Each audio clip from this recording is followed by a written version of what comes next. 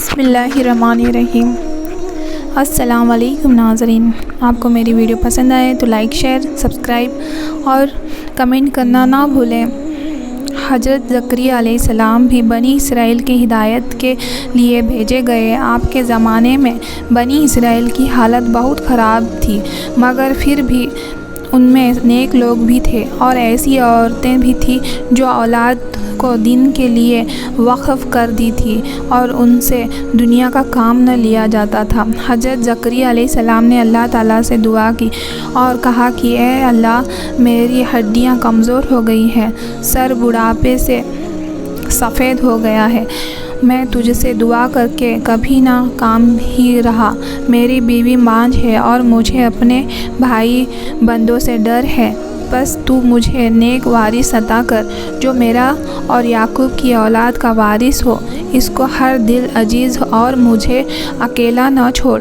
ایک روز حضرت زکریا نماز پڑھ رہے تھے تو فرشتے نے انہیں آواز دی کہ اللہ تمہیں یحییٰ کے پیدا ہونے کی خوشخبری دیتا ہے، یہ اللہ کے حکم کی تصدیق کرے گا، لوگوں کا پیشوا، پاک دامن اور نیک بخت نبی ہوگا۔ آپ نے خوشخبری سنی تو تعجب سے کہنے لگے کہ اس عمر میں میرے لڑکا کیسے پیدا ہوگا جبکہ میں بوڑھا ہوں اور میری بیوی بانجھ ہے؟ جواب ملا، ہمارے لیے تمام باتیں آسان ہیں۔ حضرت زکریا علیہ السلام نے عرض کیا کہ میرے اطمینان کے لیے کوئی نشانی مقرر کر دیجیے۔ حکم ہوا کہ تم لوگوں سے 3 دن تک اشارے کے سوا بات نہ کرو گے، اللہ کو خوب یاد کرو، اس کی بزرگی صبح و شام یہ بیان کرو۔ آپ اپنے حجرے سے نکل کر لوگوں کے پاس آئے اور انہیں حکم دیا کہ صبح و شام اللہ کی پاکی بیان کرتے رہیں۔ اللہ تعالیٰ نے ان کی بیوی کو اچھا کر دیا اور یحییٰ علیہ السلام پیدا ہو گئے۔ حضرت یحییٰ علیہ السلام کو اللہ تعالیٰ کا حکم تھا کہ وہ توریت پر خوب اچھی طرح عمل کرے۔ ابھی حضرت یحییٰ بچے ہی تھے کہ اللہ تعالیٰ نے ان کو دانائی بخشی، رحم دلی اور پاکیزگی عطا کی۔ وہ پرہیزگار تھے اور اپنے ماں باپ کے ساتھ بھلائی کرتے تھے، وہ سرکش اور نافرمان نہ تھے۔ حضرت یحییٰ علیہ السلام کے متعلق اللہ تعالیٰ نے قرآن پاک میں فرمایا ہے، اس کا مطلب یہ ہے کہ جس دن وہ پیدا ہوئے اور جس دن مرے اور جس دن روز زندہ ہو کر اٹھائے جائیں گے، ان پر اللہ کی سلامتی اور امان ہو۔ یہ لوگ نیک کاموں میں جلدی کرتے تھے، امید اور ڈر سے اللہ کو پکارتے تھے اور اسی کے آگے عاجزی کرتے تھے۔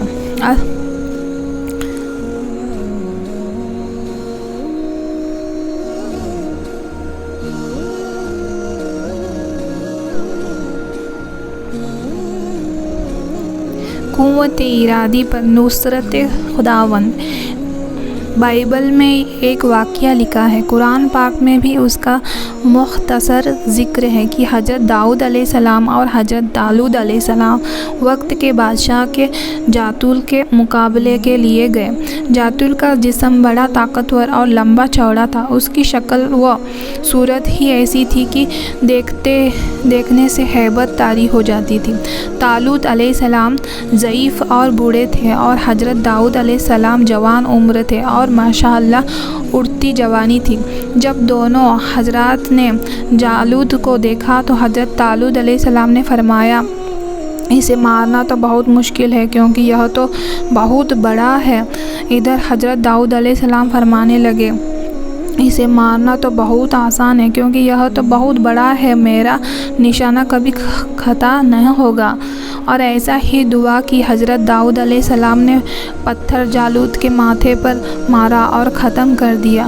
جو بھی آدمی مضبوط قوت ارادی سے کام کرتا ہے تو اللہ تعالیٰ بھی اس کی مدد کرتے ہیں۔ سبحان اللہ۔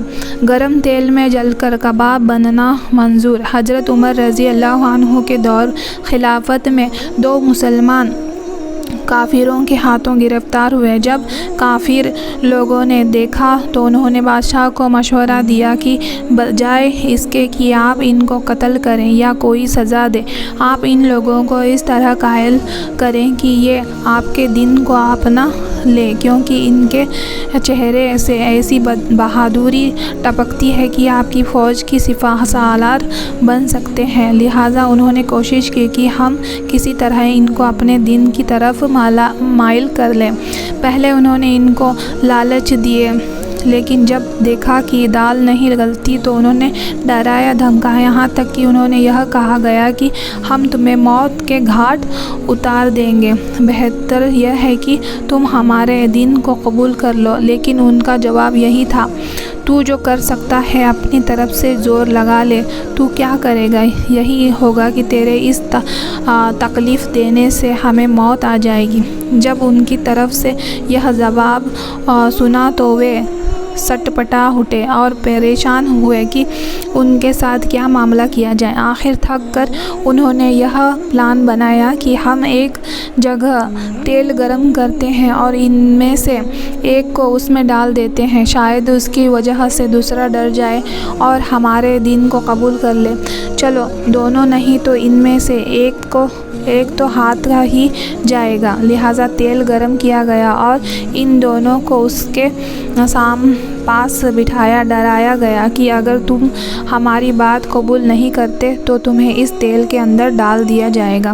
جب دیکھا کہ وہ اپنی بات پر جمے ہوئے ہیں تو انہوں نے ان میں سے ایک کو اٹھا کر گرم تیل میں ڈال دیا۔ ذرا تصور کیجئے کہ جب تیل گرم ہو اور اس میں گوشت ڈالا جائے تو پھر کس طرح کباب بنتا ہے اور کیا نقشہ سامنے آتا ہے۔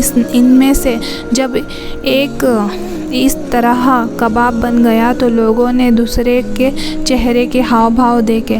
جب انہوں نے دیکھا تو ان کی آنکھوں میں آنسو نظر آئے۔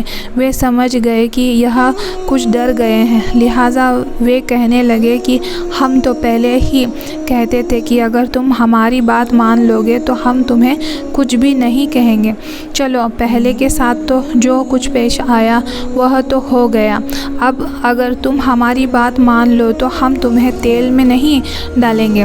اس پر انہوں نے بادشاہ کو جواب دیا کہ شاید تو یہ سمجھتا ہے کہ میں اس بات سے ڈر رہا ہوں کہ جیسے تو نے اسے تیل میں ڈالا ہے اسی طرح تو مجھے بھی تیل میں ڈال دے گا۔ ہرگز ایسا نہیں ہے، حقیقت یہ ہے کہ تجھے یہ خیال آ رہا ہے کہ میری یہ ایک ہی جان ہے۔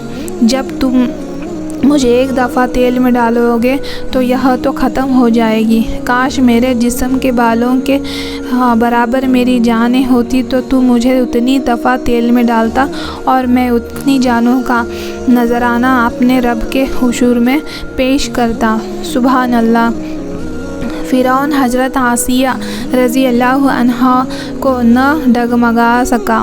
فرعون حضرت ماشاطہ کو شہید کروا کر جب گھر پہنچا تو اپنی بیوی حضرت آسیہ رضی اللہ عنہا سے کہنے لگا کہ میں نے ایک عورت کو عبرت ناک سزا دے دی ہے۔ اس کی بیوی نے کہا، تیرا ناس ہو، تو نے ایک معصوم بچی کی جان بھی لی اور بے گناہ عورت کا قتل بھی ناحق کیا۔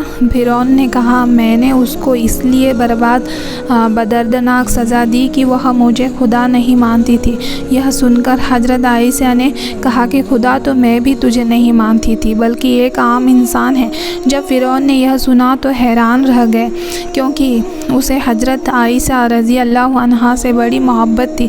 حضرت عائشہ رضی اللہ عنہ کو اللہ تعالیٰ نے بڑا حسن و جمال عطا کیا تھا۔ فرعون نے اسے پوری قوم کی عورت میں سے چن کر اس کے حسن و جمال کی وجہ سے اپنی بیوی بنایا تھا، اس وجہ سے وہ اس سے بڑی محبت کرتا تھا۔ لہٰذا فرعون کہنے لگا، تم کیسی باتیں کر رہی ہو؟ وہ کہنے لگی، میں بالکل ٹھیک کہہ رہی ہوں کہ تو جھوٹا ہے۔ پروردگار تو وہی ہے جس کا پیغام لے کر حضرت موسیٰ علیہ السلام تشریف لائے ہیں۔ فرعون نے یہ یہ بات سنی تو اسے بہت غصہ آیا، لہٰذا کہنے لگا کہ میں تمہارا بھی وہی حشر کرواؤں گا جو میں نے مشتاق کا کروایا ہے۔ وہ کہنے لگی تو جو چاہتا ہے کر لے، میرے ساتھ میرا پروردگار ہے۔ اب میں نے فیصلہ کر لیا ہے کہ میں اپنے پروردگار کو نہیں چھوڑ سکتا، ہاں تیری ہر چیز کو لات مار سکتی ہوں۔ جب اس نے یہ باتیں سنی تو وہ پھر دربار میں آیا۔ اب پھر اس نے لوگوں کو بلوایا اور کہنے لگا، دیکھو یہ کتنی بڑی سازش ہو گئی ہے۔ موسیٰ علیہ السلام نے میری بیوی کو بھی بہکا لیا ہے۔ آج اس عورت کو یا تو مار ڈالوں گا یا پھر وہ اپنی بات سے ہٹ جائے گی۔ لہٰذا اس نے اپنی بیوی کو گرفتار کروا کر دربار میں بلوایا۔ وہ تو ملکہ تھی اور اس کے اشاروں پر نوکر چاکر بھاگ بھاگ کر کام کرتے تھے۔ لوگ احترام کی وجہ سے اس کی طرف آنکھ اٹھا کر بھی نہیں دیکھتے تھے۔ آج وہ فرعون کے دربار میں ملزم بن کر کھڑی ہے۔ فرعون نے اسے کہا کہ تو اتنے عالی شان محل میں رہتی ہے، اتنی نعمتیں میں پلی ہے، میں نے تجھے اپنی محبوبہ بنایا ہوا ہوں، تجھے اب محل والی ناز و نعمت والی زندگی سے محروم ہونا پڑے گا، بہتر ہے تو اب بھی باز آ جا اور مجھے الہہ مان لے۔ وہ کہنے لگی اب میں نے ایمان قبول کر لیا ہے، لہٰذا میں اپنی بات سے پیچھے نہیں ہٹ سکتی۔ اس لیے فرعون نے فیصلہ کر لیا کہ میں اسے بھی سزا دوں گا۔ فرعون نے سب سے پہلے سزا کے طور پر اسے رسوا کرنے کا فیصلہ کیا، لہٰذا اس نے کہا کہ سب سے پہلے اس عورت کے جسم سے لباس اتارا دیا جائے۔ اب بتائیے کسی مرد کو کہا جائے کہ تجھے لوگوں کے بیچ بے لباس کر دیں گے، مرد کو کتنی شرم آتی ہے، وہ چاہتا ہے کہ زمین پھٹ جائے اور میں اندر اتر جاؤں۔ وہ تو آخر عورت تھی اور عورت کے اندر تو اللہ تعالیٰ نے شرم حیا رکھی ہوتی ہے۔ فرعون نے اس کے جسم سے لباس اتروا دیا۔ اب سوچیے کہ وہ اب کتنی عجیب حالت کی شکار ہے، ایک طرف ایمان ہے، دوسری طرف امتحان ہے۔ وہ ٹھنڈی رہی۔ فرعون نے کہا اچھا اگر اب بھی نہیں مانتی تو میں نے تجھے اور طرح کا عذاب دوں گا۔ لہٰذا فرعون نے کہا کہ اس کا منہ میرے محل کی طرف کر کے لٹا دو تاکہ آخر وقت بھی نگاہیں اس کی میرے محل کی طرف لگی رہیں اور اس کے دماغ میں یہ بات رہے کہ میں ان نعمتوں کو ٹھکرا کر ذلیل و خوار ہو کر مر رہی ہوں۔ لہٰذا اسے فرعون کے حکم کے مطابق لٹا دیا گیا۔ اس کے ہاتھوں اور پاؤں میں لوہے کی کیلیں گاڑ دی گئی تاکہ ہل نہ سکے۔ اس کے بعد فرعون نے لوگوں کو بلا کر کہا کہ اس کے جسم سے کھال جدا کرنا شروع کر دو۔ اب بتائیے کہ وہ زندہ عورت ہے اور اس کے جسم سے کھال اتاری جا رہی ہے، نازک بدن ہے مگر اس کو برداشت کر رہی ہے، اسے اللہ کے نام پر تکلیف دی جا رہی ہے، اس طرح اس کے جسم سے کھال اتار دی گئی۔ اللہ کی شان دیکھیے کہ وہ ابھی تک زندہ تھی مگر جسم زخم بن چکا تھا۔ فرعون کا دل اب تک ٹھنڈا نہیں ہوا تھا، لہٰذا وہ کہنے لگا مرچیں لاؤ اور اس کے پورے جسم پر چھڑک دو۔ حضرت آسیہ رضی اللہ عنہا کے جسم پر مرچیں ڈال دی گئی، وہ مچھلی کی طرح تڑپنے لگ گئی۔ اس تڑپنے کی حالت میں انہوں نے اللہ رب العزت کی حضور ایک دعا مانگی کہ اے اللہ، فرعون کا محل سامنے ہے، وہ کہتا ہے کہ ہم نے تمہیں اس محل سے نکال دیا ہے، آج کے بعد تم اس محل میں نہیں جا سکو گی، اس لیے اے پروردگار مجھے اس محل کے بدلے میں جنت میں آپ کے پاس ایک گھر چاہیے اور مجھے فرعون اور اس کے عملے سے نجات عطا فرما دیجیے۔ اللہ تعالیٰ نے اسی حال میں ان کو شہادت کے مرتبے پر پہنچا دیا۔ سبحان اللہ۔ قبر سے مشق کی محل آنے لگی۔ حدیث پاک میں آیا ہے کہ معراج کے وقت جب نبی علیہ الصلوۃ والسلام بیت المقدس کی طرف سفر کر رہے تھے تو راستے میں ایک وادی سے خوشبو آئی۔ آپ صلی اللہ علیہ وسلم نے حضرت جبرائیل علیہ السلام سے پوچھا، جبرائیل، جو خوشبو میں یہاں سونگھ رہا ہوں یہ کہاں سے آ رہی ہے؟ جبرائیل علیہ السلام نے بتایا کہ اللہ کے محبوب فرعون کے محل میں ماشاطہ نام کی جو ایک نوکرانی تھی، یہاں اس کی قبر ہے، یہاں خوشبو اس کی قبر سے آ رہی ہے اور آپ کو محسوس ہو رہی ہے۔ تیرے سامنے پہاڑ ہو جائے نرم اور ملائم۔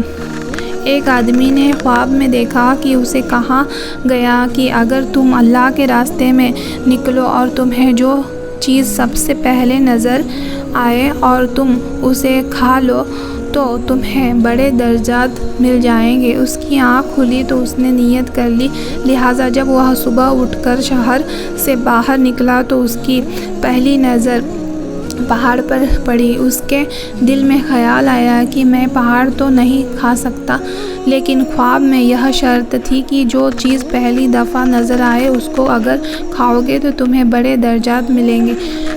کبھی تو اس کے دل میں خیال آتا کہ نہیں جانا، میرا کام ہے، اللہ تعالیٰ آسان کر دیں گے۔ چنانچہ وہ آدمی چلتا رہا، لیکن اللہ کی شان کہ وہ جیسے جیسے پہاڑ کی طرف قدم اٹھاتا رہا، ہر قدم پر پہاڑ چھوٹا ہوتا گیا، یہاں تک کہ جب یہ آدمی قریب پہنچا تو دیکھا کہ وہ گڑ کی ایک چھوٹی سی ڈلی پڑی ہوئی ہے۔ اس نے اسے اٹھا کر منہ میں ڈال لیا۔ استحکام کے ساتھ قدم اٹھانے پر اللہ تعالیٰ پہاڑ کو بھی گڑ کی ڈلی بنا دیتے ہیں۔ سبحان اللہ۔ فرعون ماشاطہ کی استقامت کو ہلا نہ سکا۔ فرعون کے محل میں ماشاطہ نامی ایک عورت فرعون کی بیٹیوں کے بال سنوار کرتی تھی۔ ایک بار وہ فرعون کی بیٹی کے بال سنوار رہی تھی، اسی بیچ اس کے ہاتھ سے کنگھی نیچے گر گئی۔ جب وہ کنگھی اٹھانے لگی تو اس نے حضرت موسیٰ علیہ السلام کے پروردگار کا نام لیا۔ جب ماشاطہ نے اللہ رب العزت کا نام لیا تو فرعون کی بیٹی سمجھ گئی کہ یہ میرا والد کو معبود نہیں مانتی بلکہ موسیٰ علیہ السلام کے اللہ پر ایمان رکھتی ہے۔ لہٰذا اس لڑکی نے ماشاطہ سے پوچھا، کیا تم میرے والد کو الہ نہیں مانتی ہو؟ اس نے کہا، ہرگز نہیں، میرا خدا تو وہ ہے جو حضرت موسیٰ علیہ السلام کا پروردگار ہے۔ جب لڑکی نے ماشاطہ کا دو ٹوک جواب سنا تو وہ بھاگ کر اپنے باپ کے پاس گئی اور کہنے لگی کہ آپ کے محل میں آپ کے سائے کے نیچے رہنے والی عورت آپ کو خدا نہیں مانتی۔ بیٹی کی لگی لپٹی باتیں سن کر فرعون غصے میں آ گیا، لہٰذا وہ کہنے لگا، اچھا میں دربار میں جا کر اس عورت کو ایسی عبرتناک سزا دیتا ہوں کہ یا تو وہ موسیٰ علیہ السلام کے کو الہ کہنے سے باز آ جائے گی یا پھر اپنی جان سے ہاتھ دھو بیٹھے گی۔ فرعون جب اپنے دربار میں پہنچا تو اس نے اس عورت کو اپنے پاس بلایا اور کہا، تم موسیٰ علیہ السلام کے الہ کو الہ کہنا چھوڑ دو۔ وہ کہنے لگی، ہرگز نہیں۔ اس نے ماشاطہ کو بڑا ڈرایا دھمکایا، مگر وہ کہنے لگی کہ اب تم جو کچھ کر سکتے ہو کر لو، میں پیچھے نہیں ہٹ سکتی۔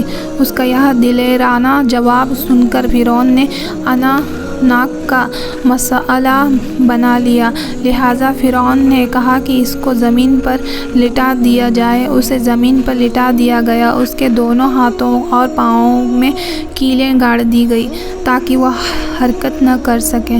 اسی دوران وزیر آیا اور اس نے فرعون سے کہا کہ اس کی ایک دودھ پیتی چھوٹی بچی بھی ہے، اگر اس کی اس بیٹی کو اس کے سامنے قتل کر دو تو یہ اپنی ممتا سے مجبور ہو کر اپنی بات مان جائے گی۔ لہٰذا فرعون نے اس کی دودھ پیتی بچی کو گھر سے بلوایا اور اس کے سینے پر لٹا دیا۔ وہ بچی ماں کے سینے سے لگ کر دودھ پینے لگ گئی۔ بچی ابھی دودھ پی ہی رہی تھی کہ فرعون نے کہا کہ میں تمہاری اس بچی کو تمہارے ہی سینے پر قتل کر دوں گا۔ وہ اتنی بڑی دھمکی سن کر بھی کہنے لگی کہ اب میرے دل میں اتنا اطمینان بھر چکا ہے کہ میں اپنی آنکھوں سے بیٹی کو خون میں لت پت تڑپتا تو دیکھ سکتی ہوں، مگر میں اپنے ایمان کا خون نہیں کر سکتی۔ لہٰذا ماشاطہ کے سینے پر ہی اس کے معصوم بچے کی گردن کاٹ دی گئی۔